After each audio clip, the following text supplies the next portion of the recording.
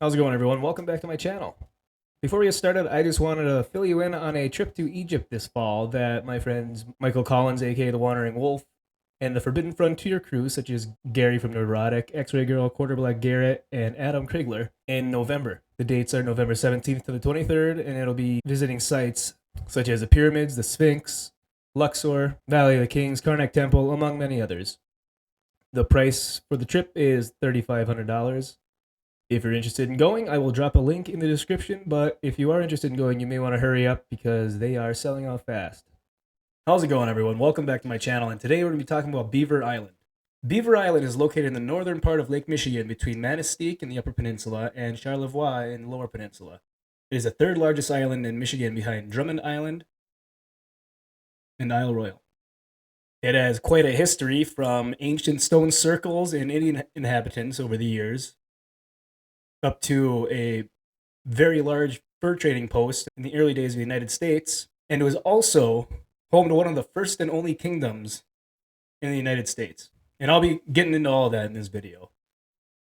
It's not solely an ancient copper mining video. It could be connected in some ways with some of the, like there are stone circles that are found on the island. And the island has had human interaction for at least the last 2,200 years, possibly more, as they are still actively excavating the island and its sites surrounding it. Before I get to the stone circles and the possible ancient sites on the island, which there are a few, not too many, only a couple that I can really find anything on the internet, I'm going to go over the brief history of the island, so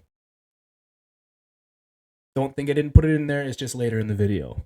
According to beaverisland.net, which is the island's website, says Beaver Island as we know it first appeared out of the ice 11,000 years ago. Since then, its form has changed considerably because of the rise and fall of Lake Michigan, which has ranged over a differential of 375 feet. The lake dropped to a very low level about 8,000 years ago and stayed down for 4,000 years.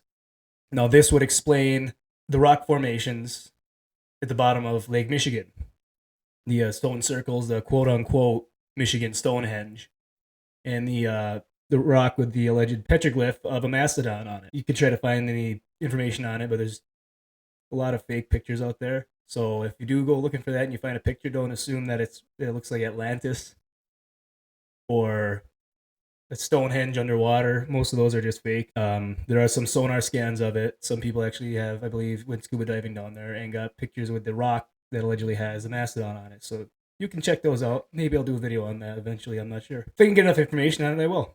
With the lake being that much lower 8 to 4,000 years ago, who knows how many different structures and inhabitants have frequented the Lake Michigan basin that is now underwater by hundreds of feet in some areas. Now, during this low lake period, the island was another appendage off of the mainland of the Lower Peninsula. Then the lake rose 30 feet above its present level, submerging all of Beaver Island except for the Central Plateau. Next, it dropped about 10 feet, producing a slightly smaller version of our present island. The edge of this configuration was layered with beach gravel. When a logging railroad was built in 1904, it was placed on this firm bed. Now, you might be asking, why is it called Beaver Island?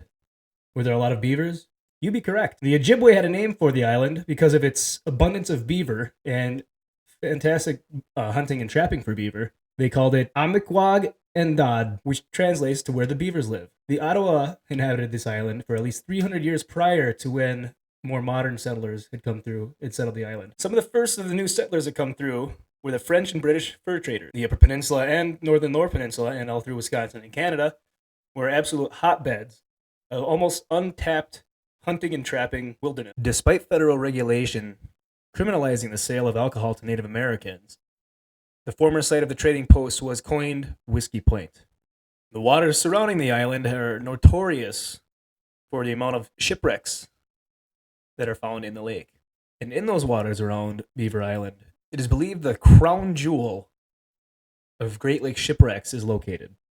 And this ship was Le Griffon. It was a flagship for La Salle, a 17th century fur trader and explorer who monopolized the fur trading in the Midwest. The Griffon was the largest fixed-rig sailing vessel in the Great Lakes up to that time. The Griffon is yet to be confirmed to have been found, but of the 22 claims of its findings since the 1800s, all but 2 have been debunked. In 2021, after 40 years of research, Steve and Katie Liebert believe they have found the wreck near Poverty Island in Green Bay. And even up until now, the claims of the shipwreck being found have not been confirmed. Now, what's interesting about if this ship was confirmed, there would be a kind of a grab for it. No one really knows who actually owns the wreck once it was found. Because originally, the ship was property of France, but at the same time, it sank either in Wisconsin or Michigan waters. So there would be a power struggle between the two states and the country of France on who would actually own the rights to the shipwreck if it was found. So if it ever does get confirmed and exhumed, it would be kind of interesting to see who gets it in the end. If it's a three-way split or if it's just a big legal battle for a few years. But I think it'll be pretty interesting if it ever does get found. Now, this next part of the island's history, I kind of threw it in here because I thought it was really interesting. It's not based on ancient sites on the island. It's about the Mormons, the Church of Latter-day Saints, coming to the island, and their leader declared himself king. And it's the only kingdom that has existed in the United States. And I just thought it was a pretty interesting story, so I'll go over it briefly, but it's neat. So, the island's association with Mormonism began with the death of Joseph Smith. Now, as most people and most Mormons at the time believed that Brigham Young was the next leader of the church, many others had followed James Strang. And eventually they started calling themselves, or Strang called them, Strangites. You can already see there's a little bit of a ego going on here. I will say a disclaimer quick. I have nothing against the Mormon religion or Latter-day Saints or any religions. It's just a piece of the history. I'm just reading it as the first-hand accounts have it told. Strang and his followers moved to Beaver Island in 1848 after he said that God had instructed him to bring his flock to the island. After a while, Strang and his followers, the Strangites, founded the town of St. James, named after Strang himself. The island had a dense population of Ottawa and Irish Catholics at the time, and neither one of those groups were allowed in the city, and they were pushed to the edges around Cable Bay. And eventually, the Ojibwe and the Ottawa fled to the next island over, Garden Island, which was a sacred place to them, as there are over 3,000 Indian graves on that island alone. The Strangites flourished under their prophet's rule, and on July 8th, 1850, Strang was crowned king of heaven and earth. He was, and this is a quote from someone that was an eyewitness to the coronation, bestowed a crown described as a shiny metal ring with a cluster of glass stars on the front, a royal red robe, shield, breastplate, and a wooden scepter. Eventually, a lot of disassociated Mormons and the angered Irish Catholics that were driven from their land got angry. Some of the disassociated Mormons had also been claimed to have been flogged and beaten by Strang himself for committing sins against the church. On June 16th, 1856, a small group of the disassociated Mormons, some Irish Catholic, and two men leading the mob, lured Strang out into a dock and shot him from behind. One of the rounds grazed his head, another lodged itself in his cheek, and the third one lodged itself in his spine. And the third one that paralyzed him and dropped him to the ground as he lay there bleeding, dying. The men with their pistols pistol whipped him to a bloody pulp. Strang succumbed to his injuries on July 9th in 1856. Now, the two men that were initially the ones that shot Strang took off and fled upon a boat headed for Mackinac Island. The shooters, Thomas Bedford and Alexander Wentworth, once arriving on Mackinac Island, the sheriff arrested them. He then tried them and charged them with $1.25 each for judges' fees and released them to a cheering and sympathetic crowd. Once Strang passed away, very angry Irish Catholic fishermen came back from Mackinac Island to Beaver Island and expelled all 2,600 of the Mormons living on the land to take back their rightfully claimed lands. Beaver Island has two known stone circles. The first of the circles, some call the Sun Circle or Beaver Island Stonehenge, spans 397 feet. It consists of up to 150 boulders of various sizes, from 2 to 10 feet long and 6 inches of 4 feet in height. Some of these stones contain carved symbols or petroglyphs that contain geometric shapes, Algonquin thunderbirds, bulls, feathers, human figures, faces and heads, and Celtic symbols on some. The site was discovered in 1985 by Dr. Terry Busey, who spent 32 summers documenting and researching the island and the area around the stone circle. Researchers believe that the circle is at least 1,000 years old and was potentially built by the Mississippian people. Others think it could have been older and connected to the copper trade across the Midwest. The center stone of the circle has a large hole bored or carved into it and some other weird, intricate designs on it. And the site is astronomically aligned with the midsummer solstice. The center stone is positioned under the North Star and appears to depict constellations such as the Big Dipper. And just like any other large stone or collection of stones that appear to be at a site, there comes scrutiny from archaeologists who claim, you've heard this term before, glacial erratics or glacial deposits after the end of the last ice age. They claim that none of these stones, even though they look like they have stuff on them, or they do have stuff on them, they say maybe they say they're just a natural formation.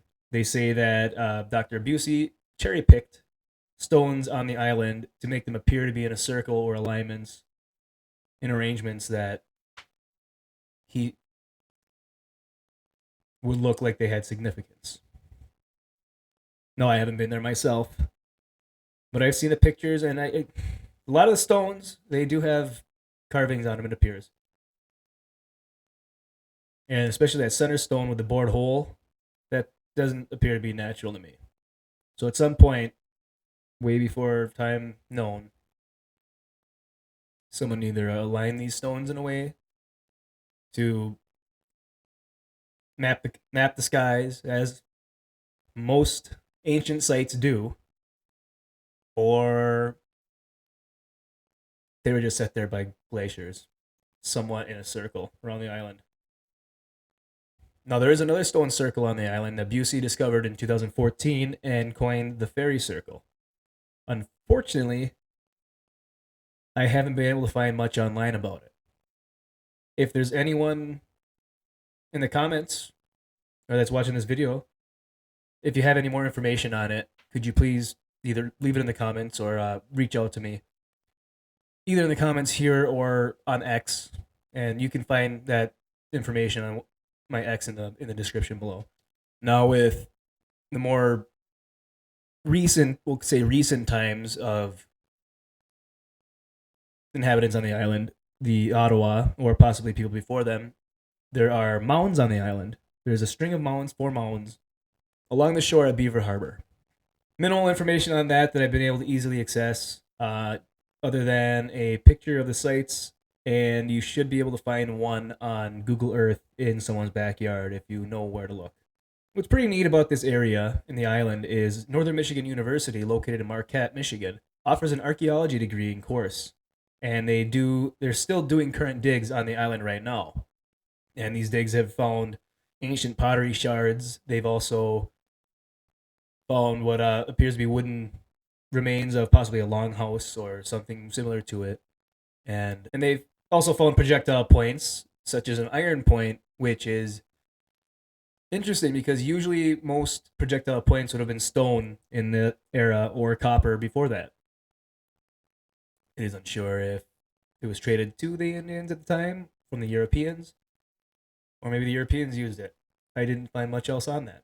And as I said, NMU is still conducting digs on the island, and hopefully we'll get more information on anything they find. I know someone that is actively in the program, and I can hopefully reach out and get any information I can, but I haven't been able to yet. And if you're interested in looking into the NMU archaeology course, I can put that in the description. They offer summer courses, and it looks pretty interesting. And that brings us to the end of today's video. What are your thoughts on anything I covered? Hopefully I can get some more research done on the stone circles and any of the rocks that have the carvings on them. Like I said, it's very minimal out there that I can actually find to show or get any information on. But hopefully, I can maybe do more of an in-depth video down the road. This is just more of a Michigan history lesson on an interesting place. So, let me know what you think in the comments. I'd love to hear your input and feedback on it. And if you're interested at all, there is an Ancient America conference in Harris, Michigan this fall in October, the first weekend in October. And that's the flyer that it's always in the end of my videos in the outro, and I always put it in my description, a link in the description. So if you're interested in that, they just started sending out flyers with the list of who's speaking at what times, and it looks like a really good lineup. This is their 20th anniversary year. They're focusing mainly on the ancient copper culture in Michigan and possible trading with European countries in the Bronze Age. So, yeah, if you're interested, I'll definitely go into that. It's right in my backyard. So, like I said, links in the description. And that's all I have for today. Hope you liked the video. Once again, thank you. If you watched this far, thank you. Thank you. And we'll see you next week.